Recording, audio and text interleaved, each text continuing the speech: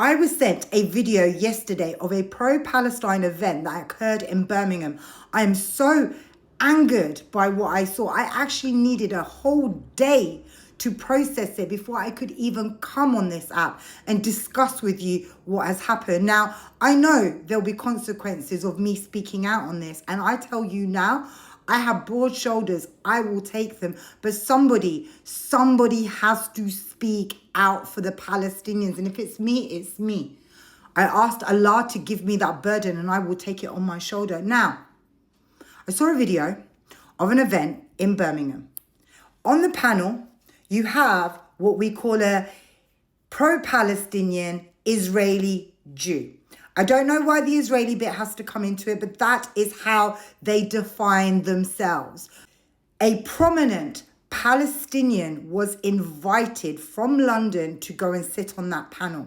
I know this Palestinian man well. I know his whole family, and I know that they will never share a platform or a space with anyone that defines themselves as Israeli. Doesn't matter if they're pro-Palestinian or not. Why are you still defining yourself as an Israeli? Anyway, during this particular event, the Palestinian man, he did his bit. He talked about some interesting things about one state. Actually, I really loved what he said. He said you can't expel all the settlers when it becomes a one state because you will cause a human catastrophe. Then he turned to this Israeli pro-Palestinian and said, I respect the work that you do. I understand that you work really hard. I'm not taking that away from you. And understand, this is not a personal attack on you. This is something that I, as a Palestinian, am saying on behalf of myself and other Palestinians. This is not just to you, but this is to other pro-Palestinian Israeli Jews. Why are you still using the term Israel? Let's kick it to the curb. Denounce your Israeli nationality. Now, what's happened is a whole segment of this video was cut out before it was actually put online. Now, I know what's in that segment, boys. I know exactly what's in that segment, and I know why you cut it out. Now, okay, so he said his bit. Now, we give the platform to Palestinians. If there's something that they want to tackle, we let them tackle it and we show support and solidarity. But this is not what happened in Birmingham. The two Pakistani, I believe they're Pakistani, the two South Asian Muslim men on that panel that set it up, do you know what they did? They disrespected the Palestinian. They had the audacity to say to him when he tried to leave, if you are a true Palestinian, you would come right back here. Who the F are you to say who is a true Palestinian? Did you not think of the words coming out of your mouth with the big daddy? Like, fix up, bro. Allah sees everything.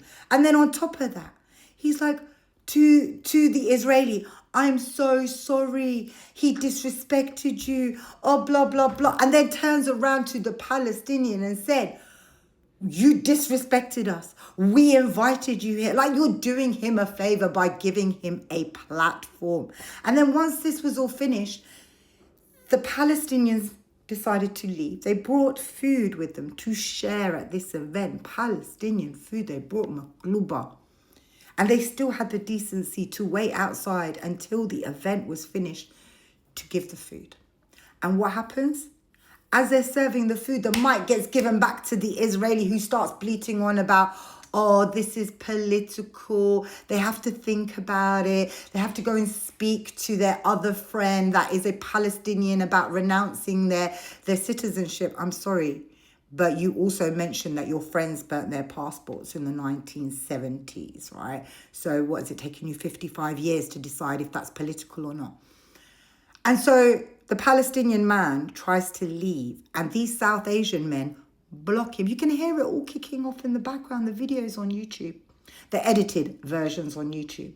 Then, right at the end, They give a whole 5-minute segment to the Israeli to talk about how she feels bullied, to talk about, oh, I have to think about it. I don't want to make it about myself. Remember, let me tell you something. The Palestinian man also said this. You keep taking the platform. You should give the platform to Palestinian voices. You need to do the work in your own community. Let us do the work in our community. And what I witnessed in that video was a Palestinian man being shut down, silenced, disrespected, and the apologies and the microphone given to someone that could still consider themselves Israeli. Why do they need to attach the label of Israeli? If you believe in a one state, you believe that Israel has no right to exist. So why are you referring to yourself an Israeli?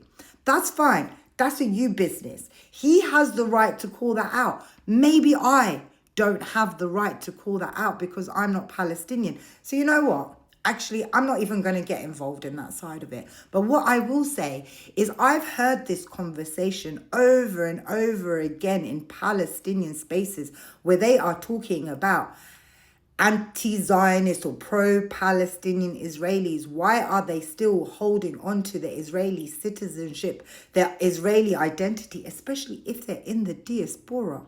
Whether you agreed with him asking that question or not, whether you thought that was the time or place or not, I thought it was, because you're talking about one state and you've invited a Palestinian to let him speak.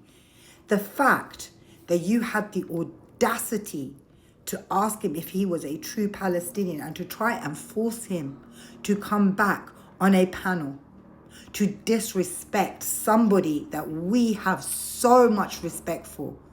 I am done with this. I keep seeing Palestinian voices being disrespected. I keep seeing the Palestinian liberation struggle hijacked with people that have no clue. And boys, we know each other. And I'm telling you now, you're really lucky that I'm not calling out your names. I want you to individually know that I am disappointed. You need to look at the words that you used and you need to look at your behavior. You need to apologize to this Palestinian man and you need to take that edited video down. I have spoken to the Palestinian man and that is what he wants. He has requested that that edited video is taken down. So I'm putting it out there. Apologize. Take the YouTube video out.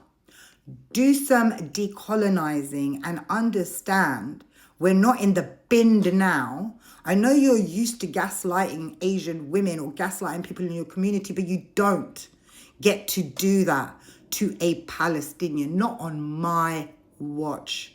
So I'm giving you 24 hours to apologize. I'm giving you 24 hours to take that video down. If not, I will expose your names, your organization, who you are associated with. I will put you on blast because understand this.